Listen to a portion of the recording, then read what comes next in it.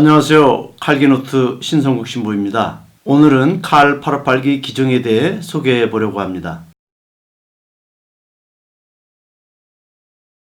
칼 858기 기종을 다루려고 하는 이유는 세 가지입니다. 첫 번째, 공식적으로 발표한 사실이기에 제대로 알려져야 할 필요가 있다는 것입니다. 제가 소개하려는 부분은 당시 교통부 사고조사 보고서에서 발췌한 내용입니다. 보고서에 기재된 내용인 만큼 기종에 대한 여러 가지 사실 중에서도 중요하다고 인정이 된 부분이라고 봅니다. 그래서 이에 대해 소개해 드리려고 하는 것입니다. 두 번째, 칼 858기 기종인 보잉 707-320C는 두 차례 사고 전과가 있는 비행기였습니다. 즉, 이 비행기가 온전한 비행기는 아니었다는 것입니다. 이 부분 또한 매우 중요하다고 생각됩니다. 이것이 결정적인 무언가라는 것은 아니지만 간과할 수 없는 부분이지 않을까 생각합니다. 세 번째, 이 항공기가 국내에서 주로 이용되다가 사고 수리 후 국제선이 되었다는 점입니다. 국제선 항공기가 국내선으로 전환되는 경우가 일반적인데 이 기종은 굉장히 이례적인 전적을 보입니다. 이 또한 주목할 만한 부분이라고 생각됩니다.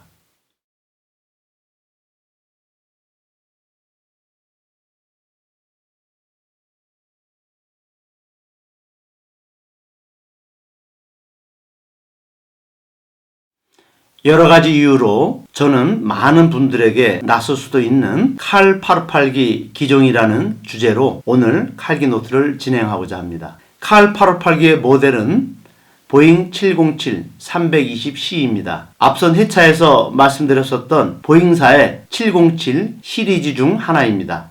1971년 6월 21일 제작된 칼기는 1971년 6월 30일 기체 등록번호 HL7406으로 등록됩니다. 대한항공에 도입된 것은 1971년 8월 6일로 총 좌석 158석, 퍼스트 8석, 이코노미 150석입니다. 여기까지가 칼 858기 개략적인 기종에 대한 소개입니다. 이후 칼기로 축약해서 말하도록 하겠습니다. 다음으로는 이 항공기의 사고 기록에 대한 것입니다. 칼 858기는 두 차례 사고 이력이 있습니다. 1차 사고는 1977년 9월 13일입니다. 앞바퀴 결함으로 비상 착륙했다고 기록되어 있는데 이는 항공기관사의 조작 과실로 결론 내려졌습니다. 2차 사고는 10년 후인 1987년 9월 2일입니다. 락 로드 파손으로 동체가 착륙하게 된 사고입니다. 락 로드라는 것은 비행기가 이착륙할 때 랜딩 기어를 내리거나 올리는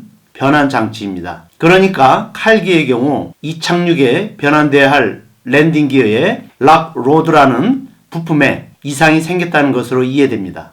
이후 칼기는 두 차례 수리를 받게 됩니다. 1차 수리는 1987년 9월 7일에서 28일까지 진행되었습니다. 이때 동체 전면 하반부 표피 및 골결을 교체합니다. 2차는 같은 해인 87년 10월 13일부터 11월 중순까지 4주간 진행됩니다. 이때는 미국 산타바바라 트라크 코퍼레이션 항공정비창에서 수리가 이루어집니다. 이 과정에서 항공기 엔진 소음 경감 장치인 허쉬 키트를 장착합니다. 이렇게 두 차례 수리 후의 첫 비행이 사고가 일어난 그날의 노선입니다. 당시의 운항 노선인 이라크 바그다드 공항을 출발하여 아랍에미리트 아부다비 공항을 거쳐 태국 방콕을 경유한 후 김포공항으로 들어오는 것이었습니다. 그 운행 중 칼기가 사라진 것입니다. 미국에서 수리 후 첫 비행 85시간 후 사고가 발생하게 된 것입니다. 85시간이면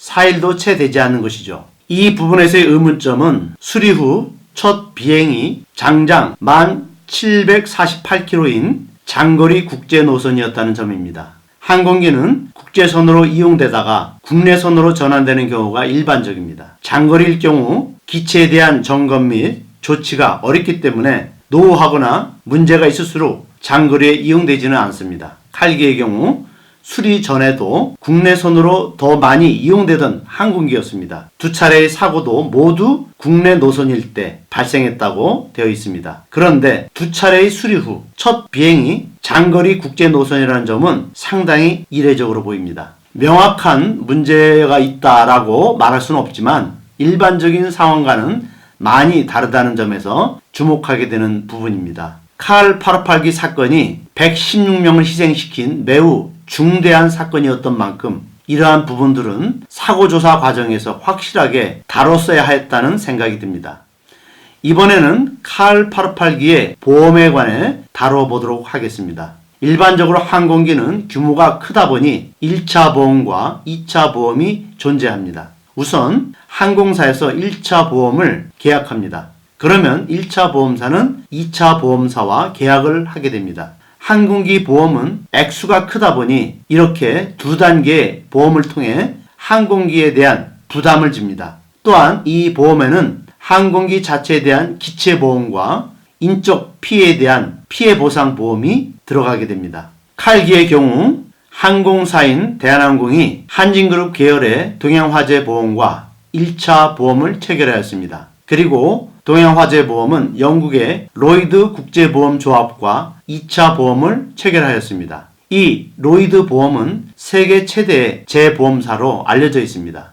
이러한 보험사들은 항공기 사고가 일어나게 되면 항공기에 대한 권한을 가지고 이를 조사하게 되어 있습니다. 이는 자동차 사고를 생각하시면 이해가 빠르실 것입니다. 사고가 나면 우리는 보험사를 부르게 됩니다. 그리고 보험사가 사고에 대한 상황을 파악하고 이에 대한 조치를 취하고 보험금을 지급하게 됩니다. 항공기 사고의 경우에도 마찬가지로 보험사가 사고에 대해 파악하고 보험금을 지급해야 합니다. 그런데 칼 858기 사고의 경우 보험사가 개입된 그 어떤 자료도 찾을 수가 없습니다. 1차 보험사였던 한진그룹의 동양화재보험에도 보험 자료는 전무하고 2차 보험사였던 영국 로이드 국제보험조합에도 전무합니다. 조사도 보험금 지급도 이루어지지 않았다는 것입니다. 가족회분들의 증언에 의하면 대한항공으로부터 보상금을 받은 적은 있지만 사고에 대한 보험금을 받은 적은 없다고 합니다. 이는 상식적으로 이해하기 어려운 부분이라고 생각됩니다. 엄연히 2차 보험까지 들어져 있는 항공기고 심지어 2차 보험사는 세계 최대의 재보험사인 로이드 국제보험조합이었습니다. 그럼에도 사고에 대한 기본적인 절차가 전혀 이루어지지 않았다는 것이죠. 이것이 이루어지지 않았다는 점도 이해가 되지 않을 뿐더러 사고 당시의 사고조사 과정, 2007년에 국정원 과거사 진실위에서의 조사 과정, 두 차례에서 이를 전혀 문제 삼지 않았다는 것도 납득이 되질 않습니다.